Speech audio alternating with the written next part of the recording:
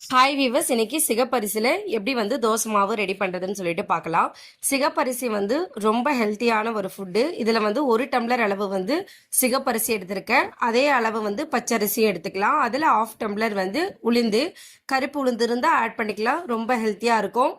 Millets எல்லாம் நம்ம use பண்ணும்போது நைட்டே வந்து ஒரு 8 மணி நேரத்துக்கு முன்னாடி வந்து ஊற வச்சுட்டு அதுக்கப்புறம் வந்து நம்ம மாவா வந்து ரெடி பண்ணணும்.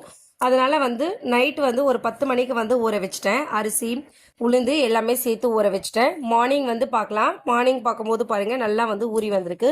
இது எல்லாமே வந்து நல்லா வாஷ் பண்ணி எடுத்துக்கலாம். நல்லா ஒரு 4-5 முறை வந்து கழுவி எடுத்துட்டேன். 2 பச்சை மிளகா, 1 வரமிளகா வந்து காரத்துக்காக வந்து சேர்த்துக்கலாம். நிறைய காரம் வேணாம், லைட்டா வந்து 2 மட்டும் ஆட் பண்ணிக்கோங்க. ஒரு 4-5 பல் பூண்டு, கொஞ்சமா கொத்தமல்லி, இஞ்சி வந்து ஒரு துண்டு சேர்த்துடலாம். எல்லாமே சேர்த்து கல்லுப்பு ஆட் பண்ணிட்டு நல்லா வந்து ஃபைனாவே வந்து அரைச்சி எடுத்துடலாம். மிக்சி ஜார்லயே வந்து அரைச்சி எடுத்துட்டோம்.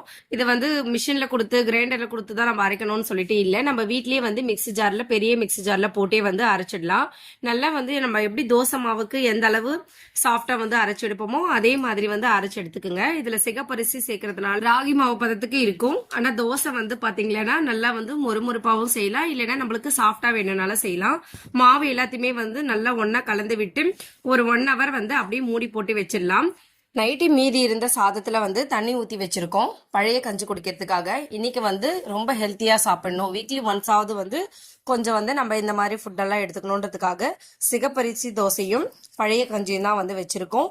இதுக்கு சைட் டிஷ் வந்து தேங்காய் சட்னி, வேர்க்கடலை சட்னி, கடலை சட்னியும் வந்து இதுக்கு நல்ல காம்பினேஷனாக இருக்கும். இன்னைக்கு வந்து நாங்கள் கடலை எதுவுமே சேர்க்காம தேங்காய் மட்டும் ஆட் பண்ணி தேங்காய் சட்னி தான் வந்து செஞ்சுட்டு இருந்தோம். ரொம்ப டேஸ்டியாக இருந்தது.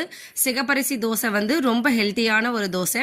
இதை வந்து கரைச்சி வச்சு 1 hourக்கு மேலே ஆயிடுச்சு. இப்போ வந்து தோசை ஊற்றிடலாம்.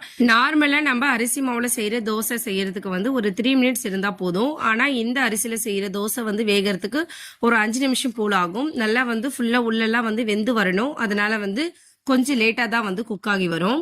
தோசை கனமா ஊத்தாம கொஞ்சம் லேயர் மாதிரி வந்து ஊத்தி எடுத்துக்கலாம். அப்பதான் வந்து 2 பக்கமும் வந்து நல்லா வெந்து வரும். சாப்பிட்றதுக்கும் ரொம்ப நல்லா இருக்கும். ரொம்ப கிறிஸ்பியாவும் நீங்க செய்யறதுனாலும் செஞ்சுக்கலாம், இல்லைன்னா சாஃப்டாவும் செஞ்சுக்கலாம். நான் இன்னைக்கு வந்து கொஞ்சம் கிறிஸ்பியா தான் வந்து தோசை செஞ்சிருந்தேன். நெய் இல்லைன்னா எண்ணெய் ரெண்டுமே வந்து ஆட் பண்ணிக்கலாம். நான் இன்னைக்கு வந்து நெய் விட்டு தான் வந்து தோசை செஞ்சிருந்தேன். இந்த மாதிரி மில்லட் தோசை வந்து வாரத்துல 1 நாள் இல்லை 2 நாளாவது நம்ம எடுத்துக்கணும்.